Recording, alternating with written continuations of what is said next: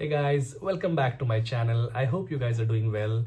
So आज की video में मैं आपसे अपना मलेशिया का एक्सपीरियंस शेयर करना चाहता हूँ, क्योंकि अगर जो लोग मलेशिया जाने का प्लान कर रहे हैं घूमने के लिए अलोन और विद फैमिली, तो उनको कुछ बेसिक चीज़ों की जानकारी होनी बहुत ज़रूरी है। क्योंकि मलेशिया दूसरी कंट्री है और वहाँ का क्या प्रोसेस होता है, वीज़ा प्रोसेस क्या होता है, और आपको कितना बजट लेके जाना चाहिए वहाँ पे, और what is the best time to visit there, और स्पेशली वहाँ पे पहुँचने के बाद आपको किन किन चीज़ों का ध्यान रखना है। ये चीज़ें जाननी बहुत ज़रूरी है, क्योंकि जब आपको चीज़ें पता होती है तो आपका जो ट्रिप होता है बहुत ही स्मूथ हो जाता है, specially when you plan to go with your family. So आज की वीडियो में मैं आपसे अपना एक्सपीरियंस शेयर करूंगा, सो दैट अगर आप मलेशिया जाने का प्लान कर रहे हैं तो थोड़ी बहुत जानकारी आपको मिल जाए। सो आइए guys, let's start the video.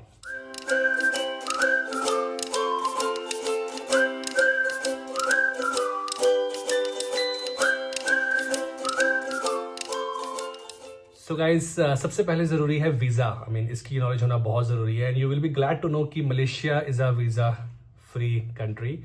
तो वहाँ पे आपको वीज़ा का कोई भी कॉस्ट नहीं लगता है। आपको बस ये करना है कि मलेशिया में जाने से पहले आपके पास एमडेक फॉर्म होना बहुत ज़रूरी है। तो उस एमडेक फॉर्म को भरने के लिए एक उनकी वेबसाइट है, तो वेबसाइट पे जाना है आपने। उस वेबसाइट का लिंक मैं अपने डिस्क्रिप्शन बॉक्स में डाल दूंगा, और उस वेबसाइट पे जाके आपने बस अपनी इन्फॉर्मेशन फिल करनी है। बेसिक इन्फॉर्मेशन है, बहुत सिंपल फॉर्म है। उसमें आपका नाम, आपका डीओबी, आपका पासपोर्ट नंबर, और आप किस डेट को वहाँ पहुँच रहे हैं, और किस डेट को वहाँ से आप निकल रहे हैं वापस इंडिया के लिए, और किसी भी कंट्री के लिए, वो इन्फॉर्मेशन आपको वहाँ पे ऐड करनी है। और जो इनका जो पोर्टल होता है, वो जब आप वहाँ पे लैंड करेंगे, सपोज अगर आपकी फर्स्ट की फ्लाइट है रात को, लेकिन अगर आप वहाँ पे सेकंड को लैंड कर रहे हैं, तो उस लैंडिंग डेट से वो 2 दिन पहले आपको वो डेट शो करता है। सो इट मीन्स कि आप 2 दिन पहले ही एमडेक फॉर्म के लिए अप्लाई कर सकते हैं ऑनलाइन। तो यही प्रोसेस है, चाहे वो आपका हो, चाहे आपका बच्चा है, 2 साल का है, 3 साल का, 1 साल का है, सबका एमडेक फॉर्म फिल होना ज़रूरी है। क्योंकि जब आप एमडेक फॉर्म फिल करेंगे और जब आप इमिग्रेशन में जाएंगे तो वो आपका एमडेक फॉर्म ही देखेंगे। सो गाइस, इस चीज़ का ज़रूर ध्यान रखना कि एमडेक फॉर्म फिल करना है, और Malaysia is a visa free country, so no visa for Malaysia. So guys, अब हम बात करते हैं बजट की, जो कि बहुत ज़रूरी है। क्योंकि अगर आपके पास बजट है, अच्छा बजट है, तो उस अच्छे बजट में आप बहुत अच्छा घूम सकते हैं। लेकिन अगर आपके पास लिमिटेड बजट है, still you can go out and roam. So मैं अगर अपनी बात करूँ तो मैं गया था जून के महीने में, एंड मैंने दिल्ली से फ़्लाइट बुक की थी, Delhi to Malaysia and then Malaysia to back to Delhi. तो अगर आप नॉन स्टॉप फ्लाइट बुक करते हैं, तो मुझे नहीं पता कि अभी क्या सिचुएशन है, लेकिन फॉर मी, जब मैंने फ़्लाइट बुक की थी, मैंने मेक माई ट्रिप से फ़्लाइट बुक की, बिकॉज मैं वहीं से बुक करता हूँ। और मुझे उस टाइम पे नॉन स्टॉप फ्लाइट एक ही मिली, जो थी बटीक एयरलाइन। और बटीक एयरलाइन के बारे में मैंने इससे पहले कभी सुना ही नहीं था, तो first time I heard about it. और जो मैंने फ़्लाइट बुक की थी, मैंने 3 लोगों के लिए बुक की थी। एक मेरे लिए, एक मेरी वाइफ के लिए और मेरी बेटी के लिए। तो तीनों का हमें 70,000 कॉस्टिंग हो गया था, यहाँ से मतलब Delhi to Malaysia, Malaysia to Delhi. तो फ्लाइट का ओवरऑल मैंने 70,000 रुपीज़ दिया, एंड जो कि नॉन स्टॉप थी। एंड देन होटल की बात करूँ, अगर आपको अच्छा स्टे चाहिए वहाँ पे, बिकॉज जो मैंने होटल बुक किया था, that hotel name was face sweet. तो वो 5 स्टार होटल था। तो होटल का मैंने 1 वीक का 40,000 पे किया था। तो जस्ट इमेजिन कि मलेशिया में होटल दूसरी कंट्री के कंपैरेटिवली थोड़े से सस्ते हैं। अगर आप चाहें तो उससे लेस भी होटल आपको मिल जाएगा, आपको हफ्ते के लिए 20,000 में भी होटल मिल जाएगा। बट इट डिपेंड्स कि अगर आपको लग्जरियस होटल चाहिए, आपको एवरेज होटल चाहिए, या आपको लग्जरीज एंड आपके लिए मैटर नहीं करता, आपको घूमना है, बिकॉज होटल में आप सिर्फ रात को सोने आते हैं एंड दैट्स इट। तो ये आपकी रिक्वायरमेंट पे डिपेंड करता है। I am just sharing my experience, and जो मैंने बुक किया था तो 40,000 का था। तो अगर हम होटल एंड फ्लाइट की कॉस्ट की बात करूं, तो मैंने 1,10,000 के अप्रॉक्स पे किया, और बाकी एक्सपेंस उसके अलग थे। उससे ऊपर हम लोग 1 लाख रुपीज़ एक्स्ट्रा ले गए थे। एंड बिलीव मी गाइज, उसके अलावा मैं 25,000 रुपये मलेशियन करेंसी में ले गया था, बिकॉज वहाँ पे मलेशियन रिंगिट चलते हैं। तो मतलब अप्रॉक्स वहाँ का एक रिंगिट यहाँ का लगभग 19-20 रुपये के अराउंड होता है। और अगर आप मलेशिया सिटी में रहते हैं, तो अगर आप कैब भी बुक करते हैं, तो 1 ट्रिप का आपको समटाइम 10 रिंगिट लग जाता है। Sometime they ask for 5 ringgit, sometime it is 6 ringgit sorry.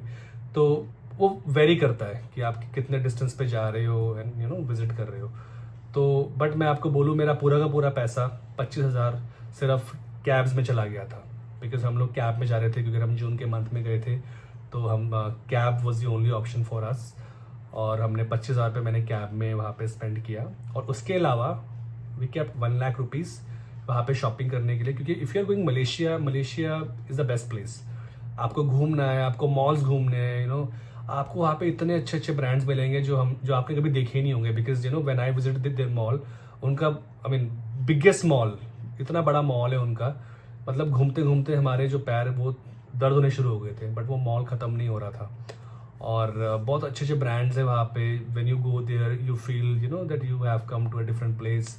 आपको यूएसए जैसा फील आएगा, क्योंकि वहाँ की जो अगर आप वहाँ पे रूल्स रेगुलेशंस है, रोड्स बहुत साफ है वहाँ पे, लोग वहाँ पे रूल्स फॉलो करते हैं, और बहुत डिफरेंट है यहाँ से। तो यप, अगर आप घूमना चाहते हैं तो एटलीस्ट आप 1 लाख रुपीज़ एक्स्ट्रा रखिएगा। अगर आप नहीं रखते, if you don't want to shop anything, अगर आप ये सोच रहे हैं कि मुझे कुछ शॉपिंग करनी नहीं है, तो अगर ऊपर से अगर आप 50,000 रुपीज़ भी रखते हैं, that is more than enough. आपको कुछ चीज़ों का ध्यान रखना बहुत ज़रूरी है जब आप मलेशिया जा रहे हैं। ये गलती हमसे होते होते रह गई, हम बच गए, बट कुछ लोगों के साथ ऐसा हुआ कि उनसे गलती मतलब इंसिडेंट होने के बाद उनको रियलाइज़ हुआ हो कि यार वी मेड अ मिस्टेक।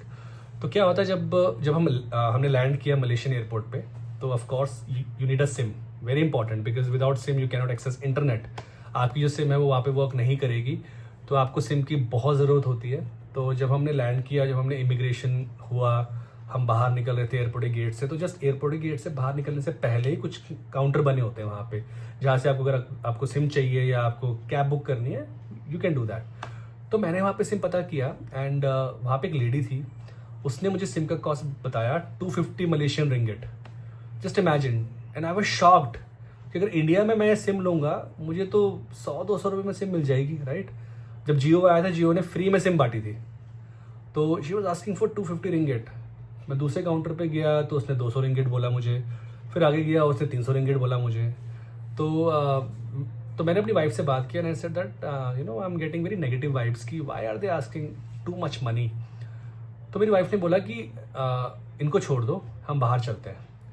मैंने बस एयरपोर्ट का गेट है उसको पार किया, और गेट से निकलते ही लेफ्ट हैंड साइड पे आपको और काउंटर मिलेंगे। जब हम वहाँ पे गए तो वही सिम हमको 35 रिंगिट में मिली। Just understand this thing guys, कि एक डोर को क्लोज करने के बाद रेट हाफ से भी हाफ हो गया, और हाफ से भी हाफ हो गया। तो ये गलती आपने बिल्कुल नहीं करनी है। अगर वो आपको बुला भी रहे हैं एयरपोर्ट के अंदर और आपको बोल रहे हैं कि ये सिम आप ले लीजिए, बाहर आपको महंगी पड़ेगी, आप उनसे बाय मत करना। आप एयरपोर्ट के गेट से बाहर निकलना, जहाँ पे लोग वेट करते हैं, है ना, तो वहाँ पे आप लेफ्ट साइड पे जाना। वहाँ पे आपको बहुत सारे काउंटर मिलेंगे जहाँ पे आपको भीड़ मिलेगी, बिकॉज जिस काउंटर में आपको भीड़ मिलेगी दैट मीन्स कि लोग वहाँ से बाय कर रहे हैं। इनके जो काउंटर होते हैं वहाँ भीड़ नहीं होती, बिल्कुल वो खाली होते हैं। तो वहाँ जाके आप अपने हिसाब से सिम बाय कर सकते हैं। जो भी प्लान आपको चाहिए वो आपको प्लान बता देंगे, और इमीडिएटली वो आपका सिम एक्टिव करके आपको दे देंगे। और उसके लिए आपसे वो कुछ आईडी प्रूफ या आपका पासपोर्ट मांग लेते हैं। तो बहुत ईजी प्रोसेस होता है, and then when you get the access, then आपको वहाँ पे कैब भी आप बुक कर सकते हैं। तो वहाँ पे अगर आपको कैब बुक करनी है, सबसे बेस्ट एप्लीकेशन है ग्रैब। आप ग्रैब ऐप को अपने फ़ोन में डाउनलोड करके जाना, या वहाँ आप डाउनलोड कर लेना कि ये वही ऐप है जो आपका जीवन दान वाला काम करेगी। बिकॉज अगर आपको फूड चाहिए, you can order food from this application Grab. अगर आपको कैब बुक करनी है, you can book cab using this application Grab. So बहुत अच्छी एप्लीकेशन है ये गाइस, तो इसको आप इंस्टॉल करना मत भूलिएगा जब आप मलेशिया जा रहे हो। वन मोर इम्पॉर्टेंट थिंग कि आपको कौन से मंथ में जाना चाहिए मलेशिया, अगर आप मलेशिया जाने का प्लान कर रहे हैं तो। So as per my experience, मैं जून के मंथ में गया था वहाँ पे, और वहाँ पे थोड़ा हॉट ही वेदर था, बट वो इतना हॉट भी नहीं था कि आप बाहर नहीं घूम सकते। दुनिया बाहर निकली हुई थी, क्योंकि वहाँ पे अगर आप हॉट में भी घूम रहे हैं तो आपको फील नहीं होगा, एंड यू विल सी कि उस गर्मी में भी लोग आपको बाहर जॉग करते हुए नजर आएंगे, घूमते हुए नजर आएंगे, बिकॉज वहाँ पे पोल्यूशन नहीं होता है, वहाँ पे डस्ट नहीं होती है। तो मैंने वहाँ पे नाइकी शूज़ बाई किया था ऑन डे 1, और उस शूज़ को मैंने 6 डेज तक पहना है, and it was white shoes. And you won't believe कि वो शूज़ बिल्कुल भी गंदा नहीं हुआ, बिकॉज सड़कों पे धूल ही नहीं थी वहाँ पे।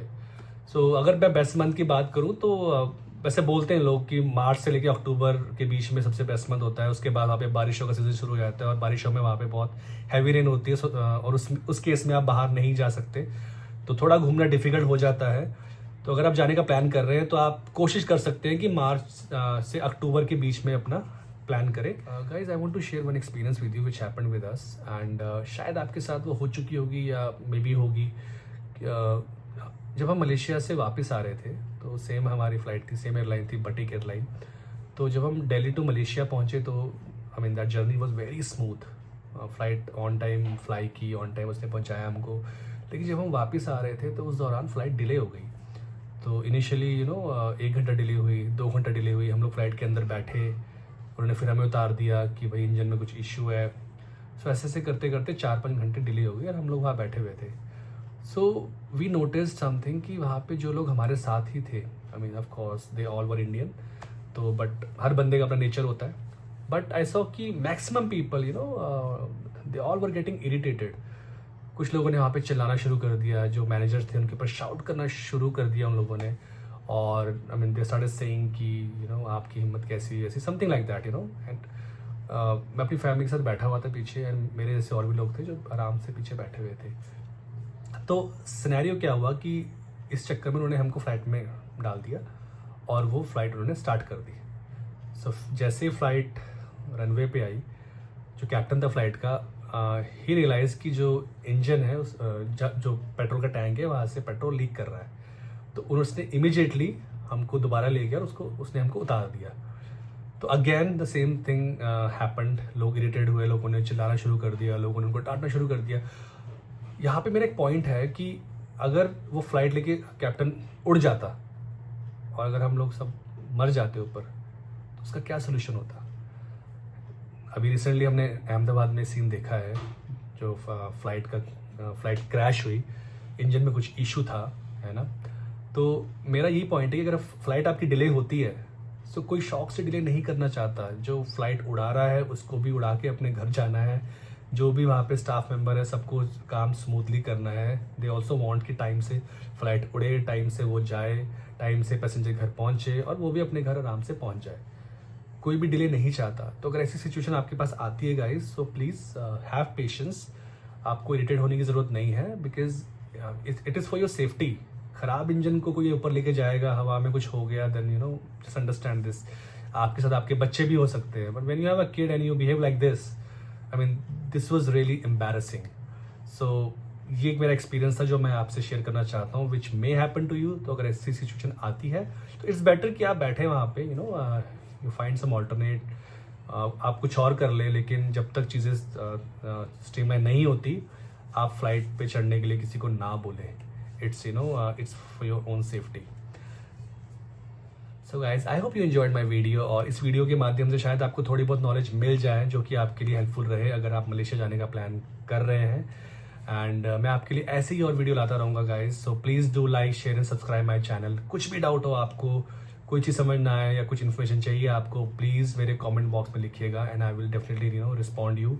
सो अगली वीडियो तक के लिए गाइज प्लीज़ अपना ध्यान रखिए, अपनी फैमिली का ध्यान रखिए। Stay happy, stay healthy and stay fit. Bye, take care.